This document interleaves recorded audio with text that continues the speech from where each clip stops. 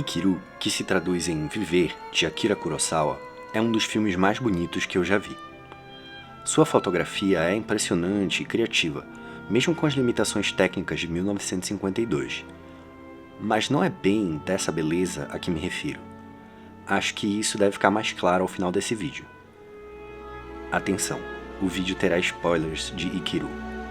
O clássico de Kurosawa retrata um burocrata que apenas existe dentro do seu universo de escrivaninhas e papeladas, e que entra numa jornada de autoconhecimento após descobrir que tem câncer no estômago. Parece até uma premissa interessante, mas que poderia se resumir a um filme mediano. Isso se o roteiro não estivesse nas mãos de um gênio.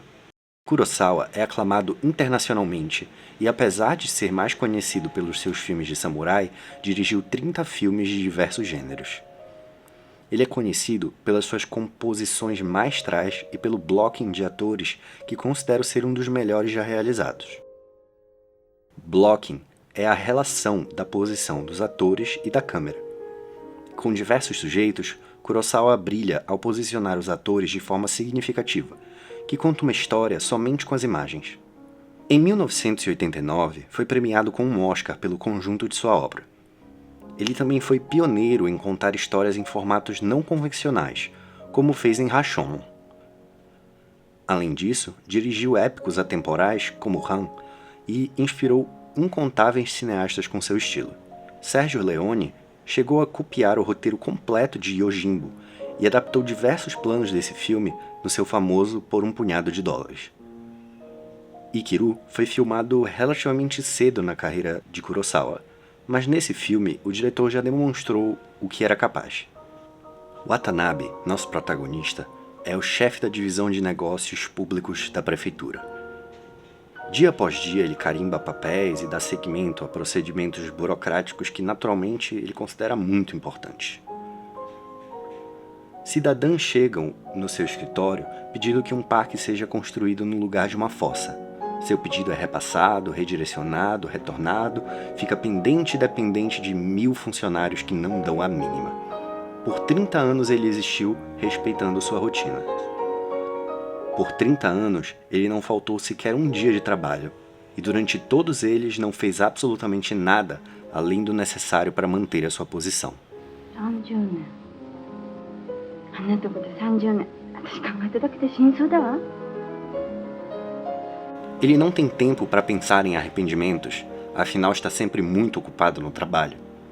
É claro que uma múmia como essa jamais poderia ser o protagonista de qualquer filme, não seja pela notícia que vem a seguir. Ele tem poucos dias de vida sobrando. Como você passaria os últimos dias da sua vida? De primeiro, podemos pensar em gastar todo o dinheiro que nos resta, afinal não levaremos nada para o caixão. Mas no caso de Watanabe, ele sequer sabe como gastar o seu dinheiro. A sua vida foi tão monótona que ele não faz ideia do que fazer com o pouco que lhe resta.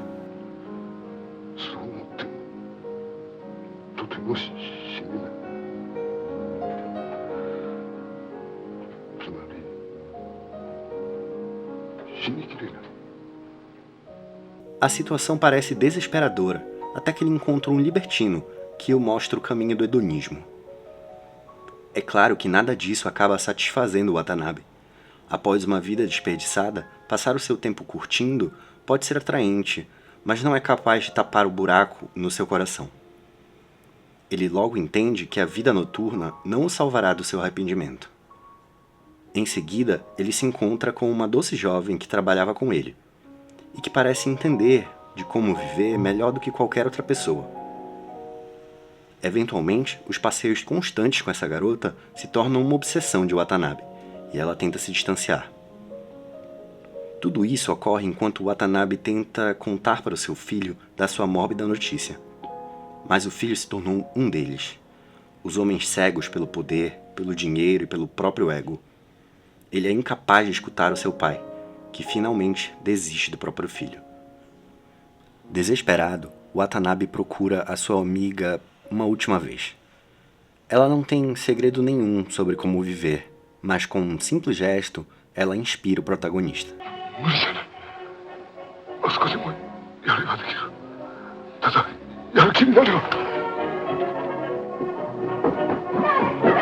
Daqui em diante, Watanabe não mede esforços para ajudar aquelas mulheres a construir o seu parque.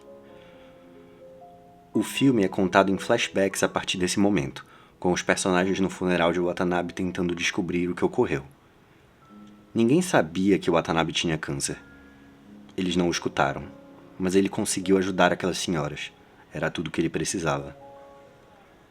Toda essa história é contada com a maestria técnica de Kurosawa, e no sentido da direção é impecável. O poder das imagens do diretor é impressionante.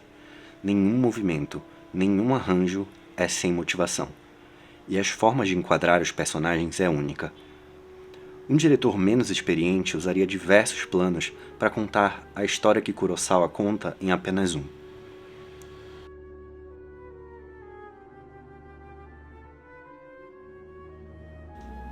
Qual o resultado da união de um roteiro adaptado de A Morte de Ivan Ilitch, de Tolstói, e um dos maiores diretores da história do cinema?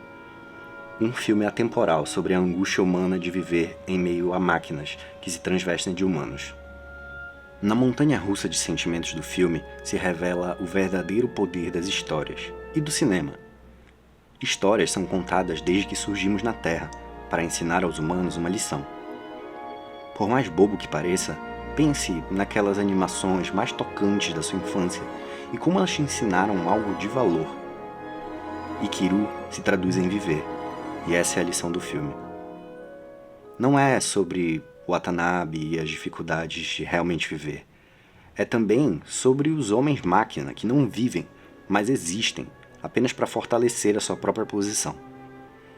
É uma crítica à sociedade desumana em que todos servem apenas aos seus próprios impulsos.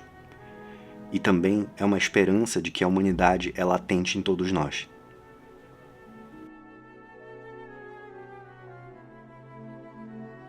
Quem nunca sentiu que está vivendo no automático? Quem nunca fez decisões cruciais por pressão interna ou externa? Propositalmente, o diretor exagera esse sentimento e nos abate com um problema que desafia todas essas atitudes: a morte iminente. Duas faces dessa questão são exploradas no filme. Por um lado, ele olha para dentro, visualizando a psique de Watanabe, que serve como um espelho para todos nós.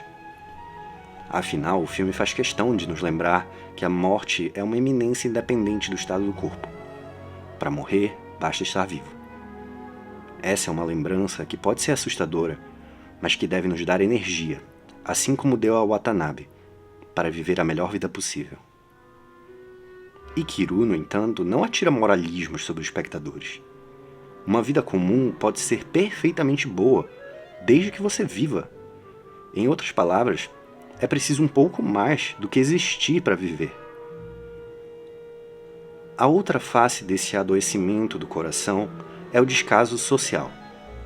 Durante o filme, somos introduzidos a uma sociedade que não se importa.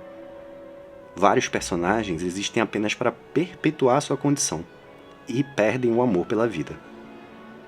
No funeral do protagonista, é fácil distinguir os personagens que vivem e aqueles que apenas existem.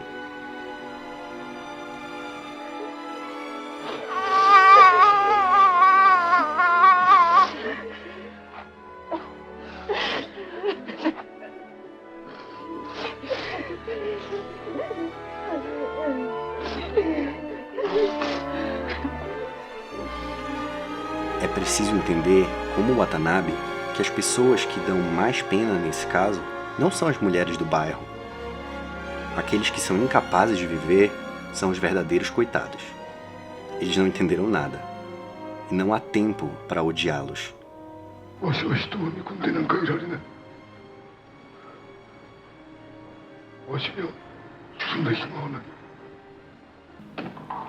A satisfação dos últimos atos em vida do protagonista mora não só no bem que ele fez àquelas mulheres, mas também nos corações que ele conseguiu curar no caminho. Ele deixa um legado para os outros personagens e para nós também. Depois de tudo isso, ainda podemos continuar céticos. Se estamos apenas existindo, há como mudar?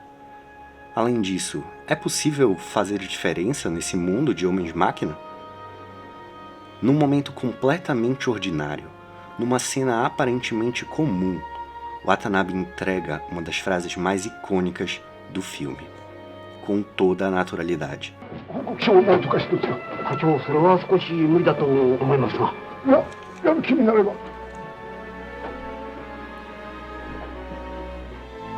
Ao concluir o parque, Watanabe finalmente está pronto para morrer. E ele morre satisfeito com a vida.